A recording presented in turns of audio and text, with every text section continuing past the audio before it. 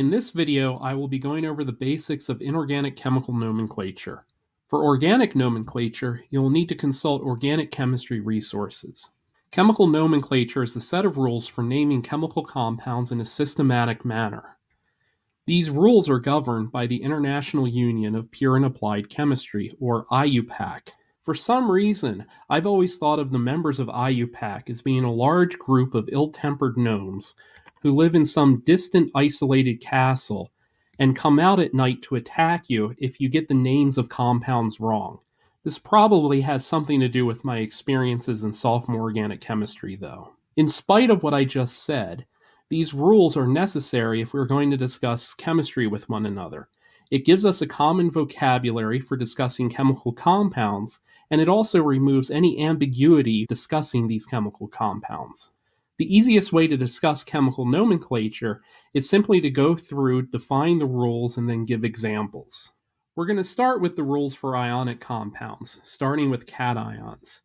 If the cation is derived from a metal that has only one possible oxidation state, we give it the name of that metal followed with the word ion. For example, sodium plus 1 would be a sodium ion. Potassium plus 1 would be a potassium ion. Calcium plus 2 would be a calcium ion. If the cation is derived from a metal that has multiple possible oxidation states, then what we do is we put the oxidation state in parentheses as Roman numerals. For example, iron 2 plus is iron 2 ion. Iron 3 plus is the iron 3 ion. Copper 1 plus, the copper 1 ion. Copper 2 plus, copper 2 ion. Manganese 3 plus, manganese 3 ion. And manganese 4 plus, manganese 4 ion.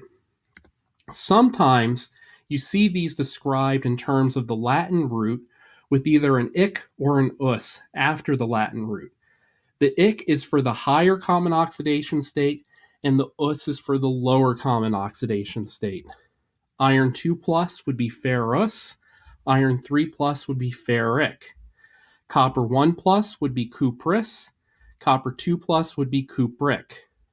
Lastly, if the cation is a molecular ion, then ium is placed at the end. NH3, for example, is ammonia. NH4 plus is ammonium. H2O is water. H3O plus is hydronium.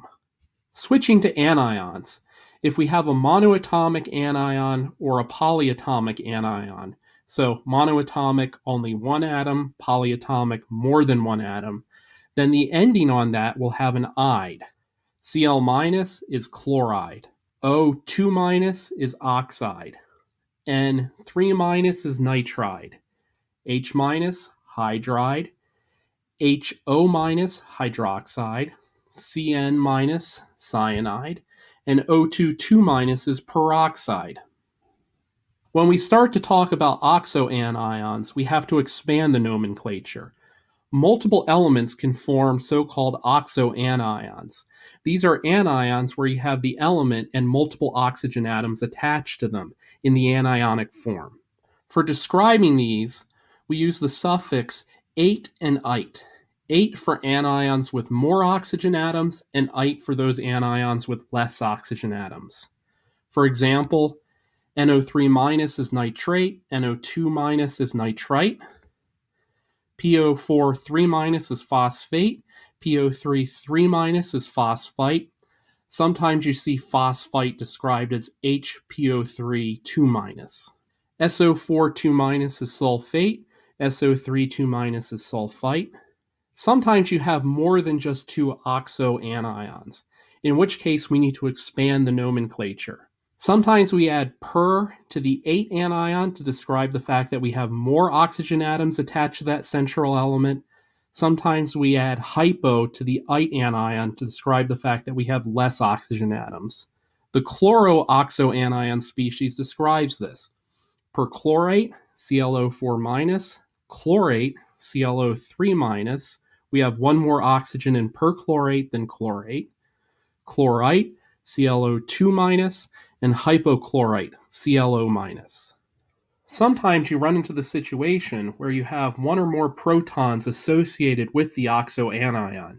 In that case, you name the anion hydrogen followed by the name of the oxoanion.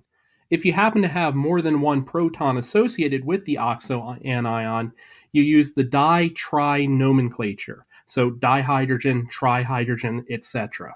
For example, CO3- is carbonate, while HCO3- is hydrogen carbonate. PO4 3- is phosphate. H2PO4- is dihydrogen phosphate. Lastly, if we have anions derived from organic acids, we give the ending of that anion an ate. For example, CH3CO2H is acetic acid. CH3COO- is acetate. CHOOH is formic acid. CHOO- is formate. For inorganic acids, where you have protons attached to anions, what you do is if the anion ends in "ide," we put hydro in the front, we replace the "ide" with an "ic," and we put the word acid on the end.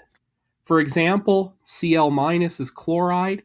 HCl is therefore hydrochloric acid. Cn- is cyanide. HCN is hydrocyanic acid.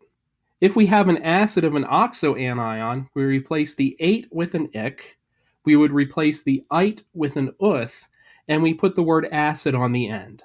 Some examples: NO3- is nitrate, HNO3 is nitric acid, NO2- is nitrite, HNO2 is nitrous acid, SO4 2- is sulfate, H2SO4 is sulfuric acid, ClO4- is perchlorate, HClO4 is perchloric acid. Inorganic salts are compounds where you have an inorganic cation associated with an inorganic anion. When you name these, you put the name of the cation first, followed by the anion. For example, sodium plus is the sodium ion. Cl- is chloride. NaCl is sodium chloride. K plus is the potassium ion. SO4 2- is sulfate. K2SO4 is potassium sulfate. Iron 3 plus is the iron 3 ion. NO3- is nitrate. If we have three nitrates associated with iron, we specify the three nitrates as NO3 in parentheses with the subscript 3. We have iron 3 nitrate. We're going to end by talking about binary molecular compounds. These are compounds that have two different atom types in the same compound. These are typically nonmetals bound to another nonmetal. When you name these compounds, the element that's furthest to the left on the periodic table always comes first in the name. In the event where you have two elements in the same group, the one that's lower down on the group will come first in its name. The exception to this rule is if you have oxygen bound to a halogen. In that case, the halogen name comes first, followed by oxygen. When naming these compounds, the first atom is given its elemental name, while the last ends in "ide."